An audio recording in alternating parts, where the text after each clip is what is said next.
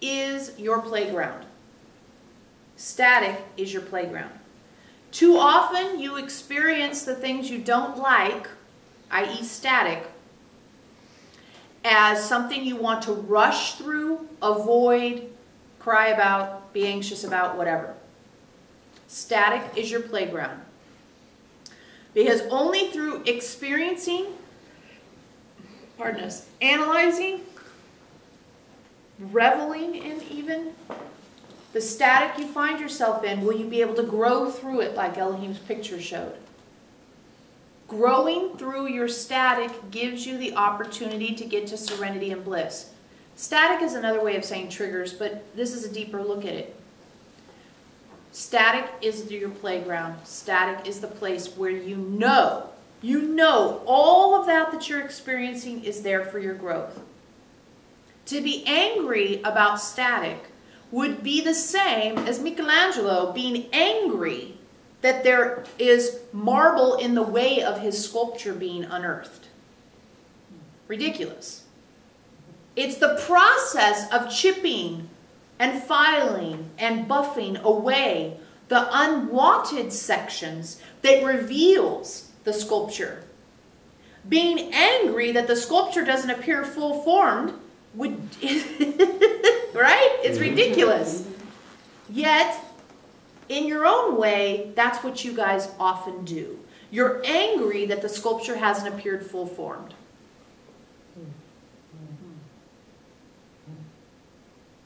So when you find yourself in trigger or static, frustration, anger, anxiety, memories that trouble you, remember this idea that the sculpture doesn't show up full formed. It's the journey of the discovery of the sculpture that is the meaningful part. And then when the sculpture is placed someplace in public and it emanates its beauty, then others get to experience it. But it does not get created until someone stands there and says, I'm willing. I'm willing to chip off this section. I'm willing to buff this part out. I'm willing to scratch my head and wonder, do I want an arm here or not? I'm willing. And your willingness to look at your static and triggers and all that stuff creates the beauty of you, which can then be emanated for an eternity. You have the marble block there, and you can be angry at it for not being finished, or you can put your stamp on it. You can make it the vision you have. And then that vision will be emanated into the universe forever. That's the opportunity you have. That's the gift you're giving yourself. To be able to stand in front of your non-finished self and decide what bits you want to keep and what bits you want to get rid of. And you have a helper, the guardians, to come and sweep up after you. So at least that part you've got assistance with. And you have tools, just as Michelangelo had the variety of tools that he used. You have tools to help you chip away the things you don't wish to see anymore. And you have script holders and sandpaper people to help you really, really get it narrowed down. But at some point, you can stand there and say, comparing me to me, I have an arm now. Last year, that was just a block. But now you can actually see the fingers. You can see that I've decided how I want to be. And the beauty of this, where the analogy falls apart, is that, of course, you can change it too. Once Michelangelo was down a certain path, there was some flexibility to a certain point, but then, you're there. This is the opportunity you're in. This is the opportunity you're in. You note how we say that. This is not an opportunity for you. You're in it. If you're here, if you're listening to this, guess what? You're in it. This is the opportunity you're in.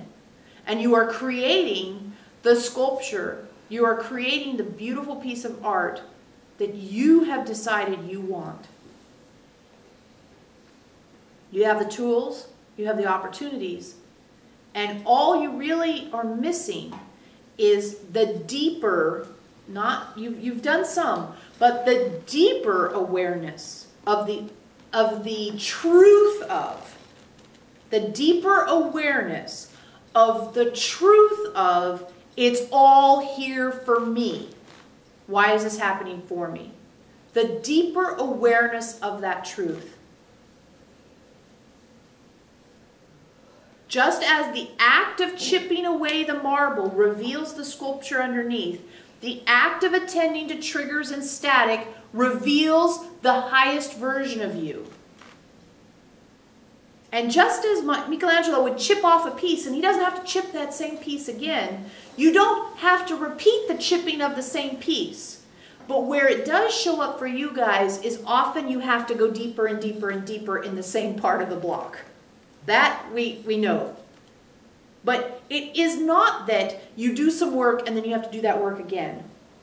It's that you do some work and then sometimes you'll revisit that area to do deeper work. That is true. And sometimes, you know, you've been working on the front, you haven't looked at the back in 2 years. Okay. You turn the block around and you say, oh Lord, I'm really not attending to these things back here, am I? Well, I'm going to. And as you brought up, I'm going to attend to them now. Right? There were opportunities to look at this stuff before, and I didn't. But I'm going to look at them now, in this moment. 2010 me is going to look at them now. I'm going to look at them now, and I'm going to use my tools and take this opportunity to offer a different emanation and to transform static and transform triggers as I go. Just as you take off those bits of marble as you go. As you go.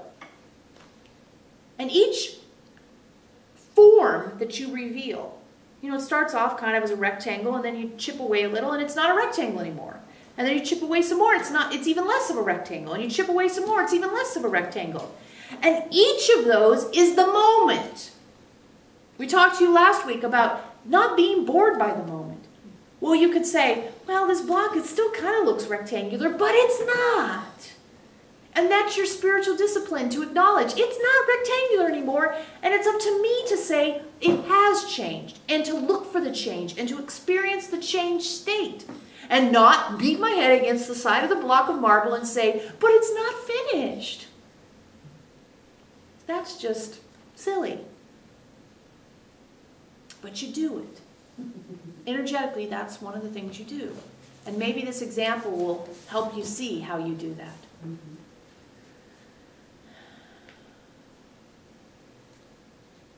You have so much